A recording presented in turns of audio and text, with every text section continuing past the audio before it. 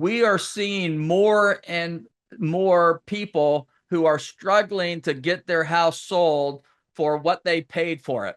We're seeing more and more foreclosures. We're seeing more and more delinquents. And a lot of you haven't been around long enough to have gone through the foreclosure crisis that started in 2008, and you kind of moved out of it by 2012, 2013. It seemed like we went, a few years and almost nobody was talking about short sales and foreclosures. And all of a sudden, we've been seeing a lot of conversations about short sales and foreclosures.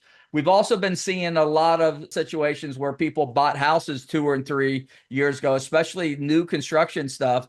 And there's been some life event 2 or 3 years later, and they're ready to sell and move on. They just can't. And, a lot of us make the assumption that we can't help them, and we can help them. All right. So let me tell you what a short sale is. A short sale, it took me a minute to figure out back in the day too. So a short sale is basically a scenario where somebody needs to sell their house, but after the sale of their house, they are not going to net enough money to pay off the loan, which means they either have to write a check to cover the difference, or they have to negotiate a settlement for less than the amount due with the bank. All right. So maybe an easier example of that is if you bought a new car for $20,000 and you drove that car for a year and you decided you want a new car. So now you owe $18,000 for that car. I'm making numbers up. And you go to trade your car into the dealership and they offer you $14,000 for your car, which is fine, but you still owe $18,000 on it. Right? When you do that with an automobile, you generally have to write a check for the difference, or you have to finance the difference in the purchase of your next car, right? Everyone's familiar with that scenario in all likelihood. Well, in a short sale, it's the same thing, except it's not a car. In a short sale, you're dealing with a house. They may have bought a property for $300,000. All right. It could be a new builder, or it could be an existing home or resale. And so they buy the house for $300,000. They live in it for 2 or 3 years. They're only paying a few $100s a month down in principal. So 2 years later, now they owe $290,000 on their house. I'm assuming their mortgage was $300,000. And now they go to sell it, and their house is only worth $270,000. And so they've got a shortfall of, let's say their shortfall is $20,000. Now, there's only one of two things that you can do. You can sell it, and they could write a check for $20,000, okay? Or you can sell it, and you go negotiate with the bank a settlement to accept less than the amount owed and to accept the $270,000 as final payoff, and they have no more liability. That's basically what a short sale is. When you sell it and you're short the cash that you needed to cover the existing mortgage, and you have a negotiation with the seller's lender to settle for what should be market value for the property. All right. Now, I don't want to get into the nuances of a short sale here today. What I do want to do is I want to prepare you to be able to have a conversation with somebody who's in these scenarios. So the scenarios that I'm thinking about are, they're delinquent on their payments, okay? They could have a tax lien. They could have an HOA lien. They could have a notice of acceleration, or they could be in foreclosure, or they can be on time with their payments and they want to sell, but their house is worth less than the amount that they owe on the property. So this is a document that I created way back in the day called the Alternatives to Foreclosure. So one of the things I did for a long time was I actually coached real estate agents how to go out and find these opportunities. And I say it that way because right now it seems like everybody wants to avoid these opportunities. And I love them. I think that they're fantastic. When you get a transaction like this, it's almost always a double-ended transaction. I mean, it's really the definition of taking one listing and turning it into 2 transactions. And the compensation is almost always 5 or 6%. And so these are really sweet opportunities. So when I worked with a short sale, I had a foreclosure type property. The way I used to measure my success was if I got the listing, I called it a single. If I got the listing and I represented the buyer, I called it a double. If I got the listing, I represented the buyer and the buyer was an investor and I got to relist it, I call it a triple. All right, you see how this works? And if I got the listing, I represented the buyer was an investor, and he relisted it with me, and I got paid to do the short sale negotiation. I got paid 4 times. We called that a home run.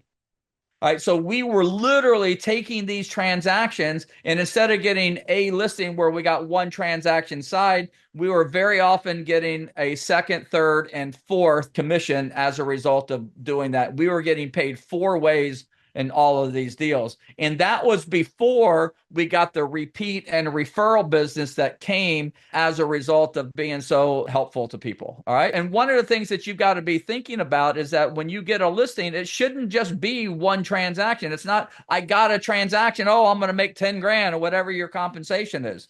No, it should be, how do I turn this listing into a second or third transaction? This is an easy way to do it.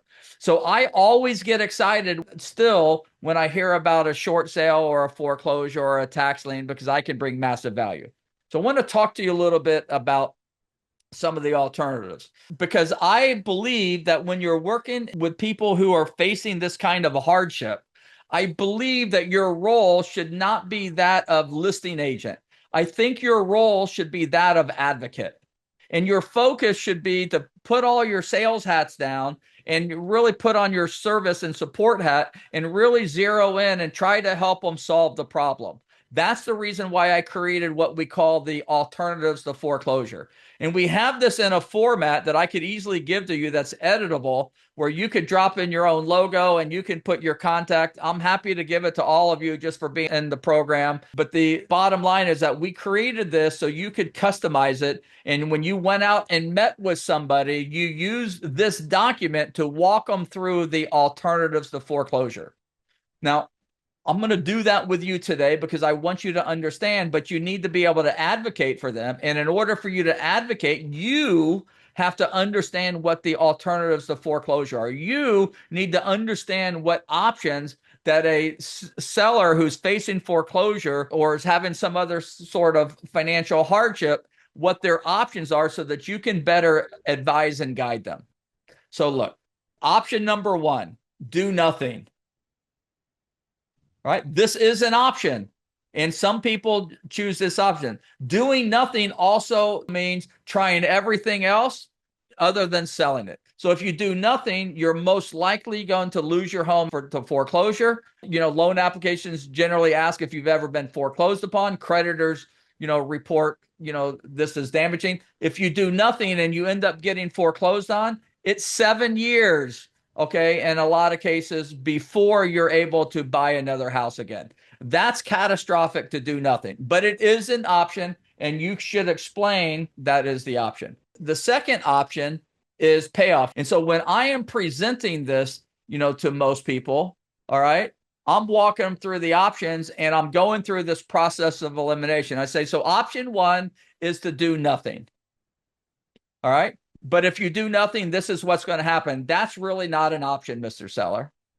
Option 2 is you can just pay it off. You can write a check. You can borrow the money from a third party. You can go out and try to get refinanced and pay it off. Well, that is an option, but it's a long shot. Most people that are in this situation don't have the resources and they don't have friends and family that are going to be willing to do that. But it is an option, and you let them know that that is an option. But it's not really, and you eliminate that. The third way that you can do it is you can reinstate your loan. So this is for somebody who's in foreclosure. You can say, hey, listen, you can pay off the entire amount. You owe $20,000. All you got to do is find the $20,000, including the interest and penalties. And, it's just send the check. You'll be out of foreclosure, and then you resume making the payments. Well, if they had the money, they wouldn't do it anyway. So the fourth option is to get a loan modification. And so getting a loan modification, and this is the one that a lot of these people will try, is that they actually go online, they get a loan modification application, they submit it to the lender, and they negotiate. Now, in order to get a loan modification, They have to be able to demonstrate that they had a hardship, and they have to demonstrate they have the ability to resume making payments if the loan is going to get approved. So if they've lost their job and they no longer have any income, they are not going to get a loan modification. People think I have this hardship, and they think that banks are philanthropic and banks just want to help people out. And so they'll give them a loan modification, but that's not how loan modification works. You have to be able to demonstrate the ability to repay the loan on the adjusted term. And so some people will try. And so I'm going to circle this. The next option is forbearance. And the way that the forbearance works is that you take the past due amount. We talked about restatement here. Let's call it $20,000, the forbearance amount, and you take that. Sometimes they will just add it to the back of the loan. Sometimes they will give you a repayment structure basically on the $20,000 that you owe. It's a form of a loan modification. Lenders really aren't doing this anymore. But again, you've got to be able to demonstrate that you can meet the new payment plans, because sometimes a forbearance results in an even higher payment than the payment they weren't able to make in the first place. And so this is almost never an option. The sixth option is a partial claim. You go basically get a second mortgage. Okay, it's kind of like a forbearance, except it's current. You go get a second loan from the lender, okay, for the $20,000 in arrears, and you start making a payment like that. So it's like having a second lien on the property. This is rarely an option, okay? Next thing is you have a deed in lieu of foreclosure. And the way a deed in lieu of foreclosure works is kind of like you've got a foreclosure, and then you've got a voluntary foreclosure. If we are talking about automobiles, your car can either be repossessed or you can turn it in. It's the same thing here. It still shows up as a repossession on your car. You just didn't make the tow truck driver come get it. And the same thing here. A deed in lieu of foreclosure is basically giving the property back to the bank without fighting the foreclosure. You just surrender. I don't want to go through the humiliation of a foreclosure, so I'm just going to sign it over to you. Just leave me alone. By the way, that doesn't mean that they're going to be excluded, from penalties. You still may owe the money. You still have to negotiate a settlement.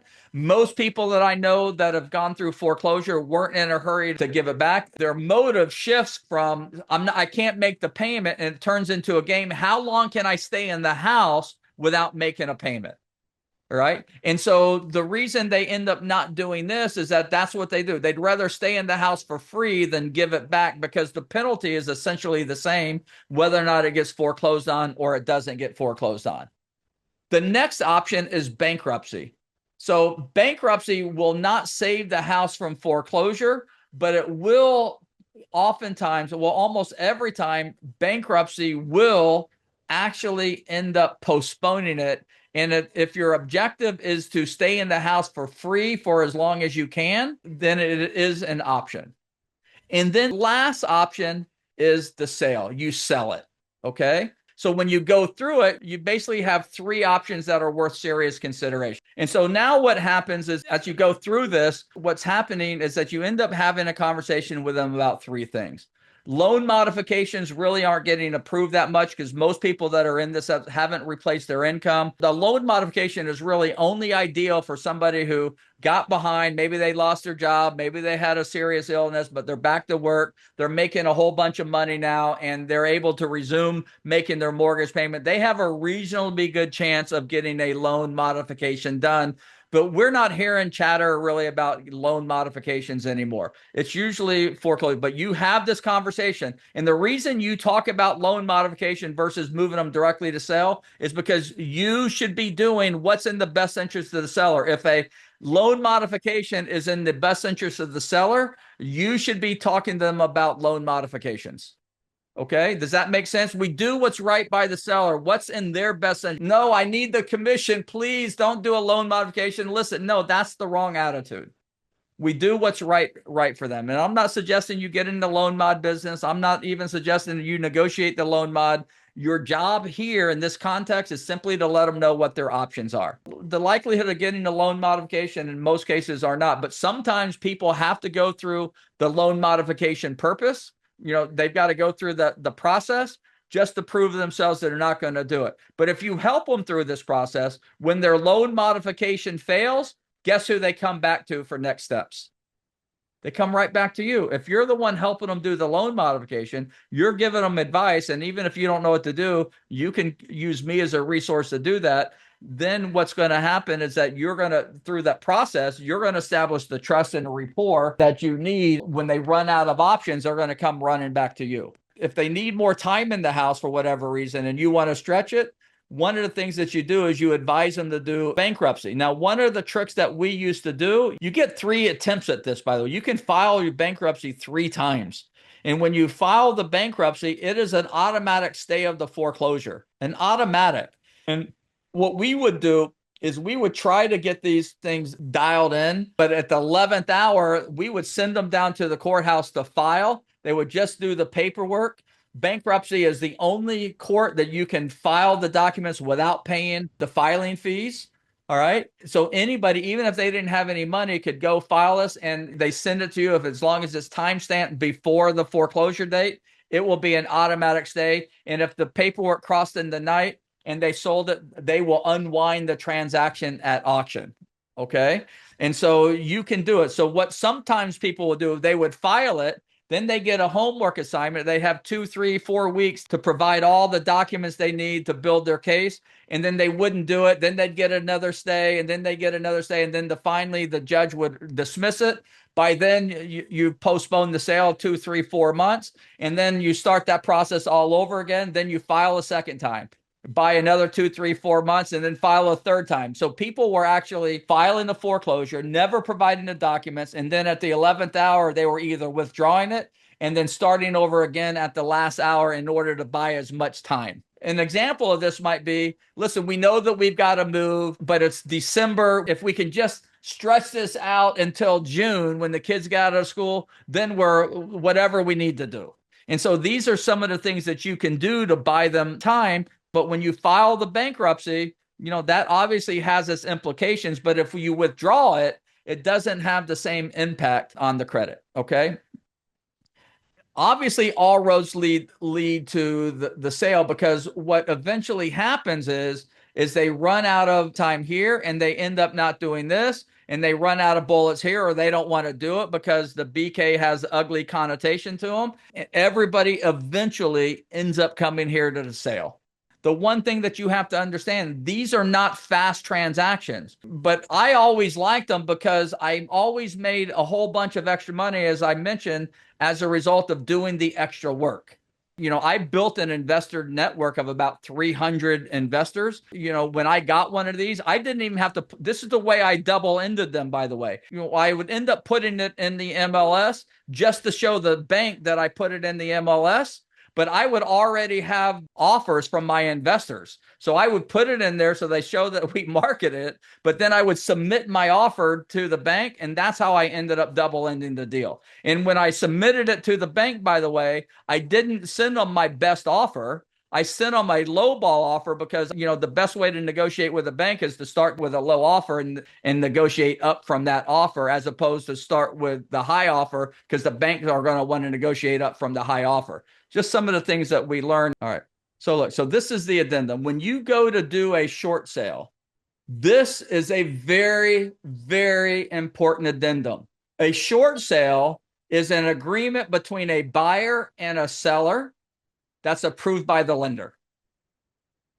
All right. Let me say it again. It's an agreement between a buyer and a seller that's approved by the lender. Now, some people think that you go to the bank and the bank tells you what you have to sell it for and that kind of thing. That's not how it works. You don't go to the bank first. You go to the bank last. You go out and you put your offer together. It's basically a same buy-sell agreement that you do with any other transaction. And then instead of having, and the seller signs off on it, the buyer signs off on it, and you have an agreement in principle. Now you send it to the bank, the third party, and you ask them to approve the transaction. That's really what a short sale negotiation is. And in order to maximize the flexibility associated with that, we added this addendum. And I'm happy to give you this addendum. This is what goes to the bank. So there are some specific points here that we use. So in approving this purchase and the discount on the debt, the lender represents that has made an independent evaluation of the current market value and determined that the approved short sale is fair and equitable amount for the payoff of its note and reconveyance of its deed. In other words, we're asking the lender to settle this debt for the amount being paid here. Okay. The next thing that we're doing is we're letting them know that the buyer may not occupy the property and that they're allowing the short payoff. They acknowledge that they'll consider foreclosure versus short sale and that any future sale price has no bearing on the adequacy of this agreed payoff. We put this language in here because very often investors were buying these properties, fixing them and flipping them. In some cases, they were washing the windows, and spending $1,000 washing windows and doing a deep cleaning, taking professional photos and putting it right back on the market and making 20 grand. So this language was built into it in order to protect all the different parties. The property is sold in as-is condition. The lender agrees to pay reasonable attorney fees, not to exceed, X number of dollars. Okay, this is fungible. We negotiate this. So we're asking for extra money. So this money is used to, remember I told you we got paid to do the short sale negotiation. We rarely charge agents. We were getting paid our short sale negotiation fees by the bank. So if I represented the seller, then I represented the buyer, then I got the bank to pay me. So I got that commission. Then we get the bank to pay us for the short sale negotiations. All right, see how that worked? And you guys can do this too. Now, you can either negotiate it yourself or you could hire a third-party person to be able to get it done. Seller's cooperation for this short sale shall not result in the lender having any greater rights than the lender. This was all crafted by an attorney. All parties to this agreement acknowledge that Home Loan Advocates, that was us, is authorized to communicate with the lender. So this is a third-party authorization. There was a separate third-party authorization as well. And the lender agreed to pay for any third-party fees, including but not limited to home warranty, liens, and negotiation fees. They didn't always agree to this, but we put it in there as well. And then the lender shall credit. This is the secret line, guys. All right. This is the secret line. Lender shall credit X number of dollars. We use 3%. As seller concession to buyer. So it's common to ask for a seller concession to the buyer, right? You're used to doing that on FHA loans. So we did 3% here, okay? And so we would ask for a 3% credit. So if we had a $500,000 house, we would ask for a $15,000 credit. That seems normal, right? But watch what happens on the next line. We asked the bank to give the seller $15,000 using our example. And then in the next line, that money is not for the buyer. The bank won't give it to the seller. So watch what happens. Buyer agrees to pay out of the approved seller concession. So we're going to get the buyer $15,000.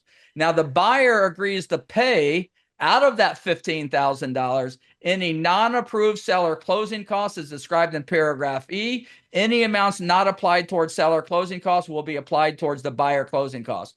So if we turned around and charged 2% or $10,000 for the short sale negotiation, the buyer agreed to pay that $10,000 for the seller.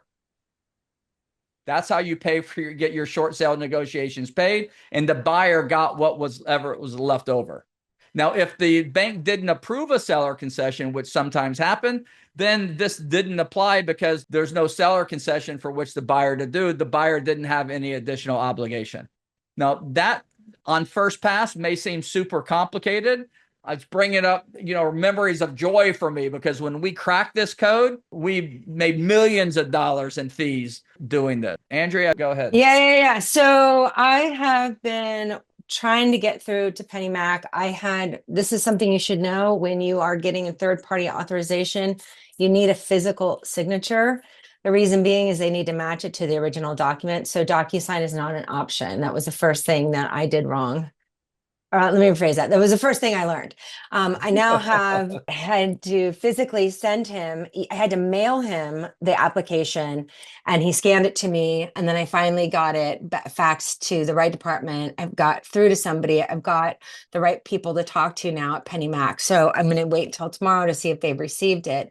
Once we receive it, then I need to figure out what are my next steps. I do have the listing agreement prepared, but I haven't had him sign it yet because it's, doesn't matter until we've got some idea of whether we can do this or not. You're not going to have any idea whether or not you're going to do it. Get the listing agreement signed. Guys, remember, this is always a rule of thumb. Get the listing agreement signed. And if it turns out you can't do it, cancel it. Okay. So I'll send that out today. Does All right. everybody understand that? Yeah. Lock Makes it sense. down. Okay. And then it becomes your option whether or not you want to continue or not. Okay. I'll Because send there's that out too today. many variables. Lock that guy down, lock that deal down, especially if you're doing this kind of effort. I would not submit it to the bank until I was authorized to represent them, and authorized to represent them is signing the listing agreement. I need your authorization to do this for you. Okay. Okay. Well, Yeah, I sure. just What felt do like you it was need? Listing agreement. okay. First and foremost. All right. It's seared right here, David, right here. Listing agreement. This is a great example to talk about. This is what most people don't understand. They want to talk to the bank first and figure out whether or not there's something there or not. Well, the bank's not going to tell you. All the bank is going to tell you is what they owe. All the bank is going to tell you is when the foreclosure date is. All right. The only thing you're going to do it, and then you're going to speak to the bank. They're not going to talk to you until they've got the authorization in their system. Once they have the authorization in the system, there's only two things that you really need. You want to know, is there a foreclosure date? And if so, when? And what's the arrearage? Okay. And what is the payoff? And ask them for a payoff statement. Those are really the only things that you need to get started. Outside of that, they are not going to be able to guide you on anything. The next step would be to get an offer and get that offer submitted to the bank. Even if you wrote an offer, if you got a $500,000 house and you submitted a $375,000 offer, all right, get the offer submitted, and that will begin the negotiations. It won't get approved, but what the way that you know what the bank is willing to do is not by asking them up front, by submitting a lowball offer and waiting for them to counter you. So a couple of tips. If you got short sales, put a low price on the listing. One of the things you're telling the seller is that one of the things that I'm going to do is I'm going to be negotiating money for you. So I'm going to try to get you some cash. And we could sometimes get cash out of the seller concession for the seller too, by the way. When I start a short sale, I might have a $300,000 offer and a $250,000 offer. I submit the $250,000 offer to the bank. And then on the counter, I substitute that buyer out with the higher offer. Does that make sense? So you want to start your negotiation as low as possible. If you start with a strong offer, I doubt that you did. If you start with a strong offer, the bank is going to try to negotiate up from that offer. If you start with a low offer, the bank will negotiate up from that offer. And then, go from there. And the most important thing I want you to know is that don't be afraid. All right. Don't be afraid of these deals. Listen, guys, our job is not to list and sell easy houses. We don't sell perfect houses. We get paid to sell houses no matter what the circumstances are. And the wider your skill set, the more people you're going to be able to help. And AKA, the more houses you're going to list. And then especially when you do it the way that I'm talking to you about it, I'm going to show you how to take a short sale and get paid twice. Somebody asked, how does the new commissions affect this? It doesn't. The banks are still paying 5 points. All right. The banks are still paying 5 points. You're going to ask for 6. And the bank's going to reduce it to 5, and you're going to be, okay. Now, one of the things that I did, because sometimes if you double ended the deal, the bank will reduce it to 4%. All right. And so I would take somebody in my office, okay, or my son or somebody else. I wouldn't represent the buyer and the seller. We would double end it, but I would just put the buy transaction into another agent's name, even if they found the buyer. So when you're submitting it to the bank, don't submit it as the buyer agent and don't dual agent it. Technically, it's a dual agent. It's from the same broker. But what I mean is don't be a double agent. Don't be the selling agent and the buying agent. Okay. And so but like I said, the main thing is that if you get a challenging deal, don't run for it. Don't just surrender. Oh, that's too hard. It's not as hard as it looks. Just because you've never done it doesn't mean you can't do it. Build this skill set. You're going to need it. We are going to see a lot more of this. Be a leader. Get out ahead of it. And if you do this, when you hear about these in your office, hey, give it to me. I'll give you 25%. Okay. Be the guy. So there are other agents in your office that are saying, I don't want to do it, man. Say, listen, we're seeing more and more. If you see these and you don't want to tackle it, just give it to me. I'll handle it. We can co-list it. I'll give you 25%. I'll do all the work. You do nothing, and I'll do the heavy lifting and get you paid.